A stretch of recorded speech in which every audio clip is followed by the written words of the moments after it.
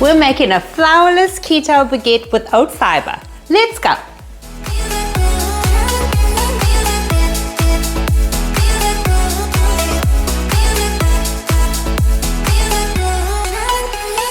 I feel like this is such a versatile recipe. In this video, I'm going to show you how to make a keto baguette. But in our previous video, I showed you how to make a round artisan bread. I have also done some other recipes, and I have done a ciabatta roll, and I'm also going to show you how to make a braided loaf. Coming up soon. What's different about this video is some people either can't find egg white powder or it's very expensive in their country. And in this recipe, I'm going to leave egg white powder out completely and show you the differences. Of course, your nutritional information and your shopping list is listed in the description box. And let's get into the recipe now.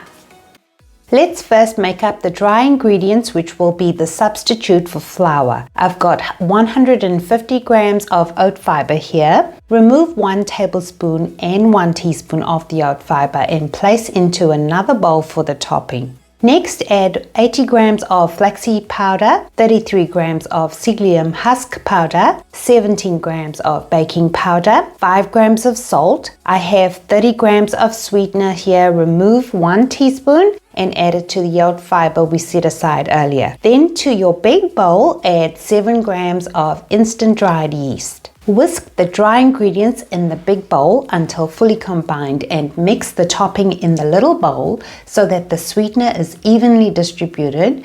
Then set both bowls aside. For the wet ingredients, break up or whisk 5 eggs, and nope, this amount does not make the bread eggy at all. Lukewarm water, 380 grams. And 50 grams of white vinegar or apple cider vinegar alternatively. Whisk together, then add the wet to the dry. In this video, I wanted to also show you how easy it is to mix by hand. It took me about a minute to mix the dough properly.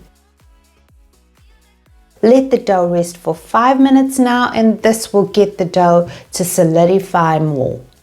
While that's happening, preheat the oven to 356 Fahrenheit or 180 degrees Celsius. After 5 minutes, oil your hands with the keto approved oil and dump all of the dough onto your work surface or counter. This recipe will make 2 baguettes. All of the dough will weigh about 1 kilogram, so working with half the dough, stretch, roll and shape into a cylinder. And you want to measure your baking pan diagonally so the baguette can fit into it. Once you're happy with your shape, sprinkle the topping mixture we set aside earlier over all of the surface of the baguette, and you can create a design like I'm doing here, which is just lines on the diagonal.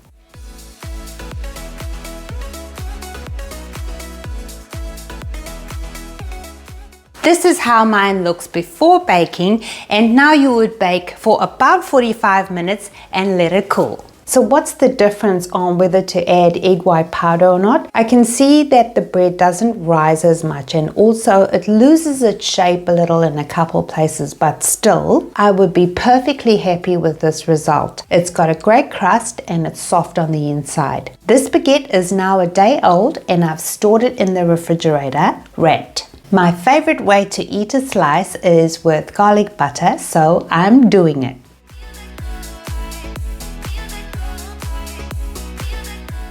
Wow, I really enjoyed that. I hope you get to try this beautiful recipe and perhaps make it your go-to recipe for all kinds of breads on keto. Thank you so much for watching. Stay safe and be well.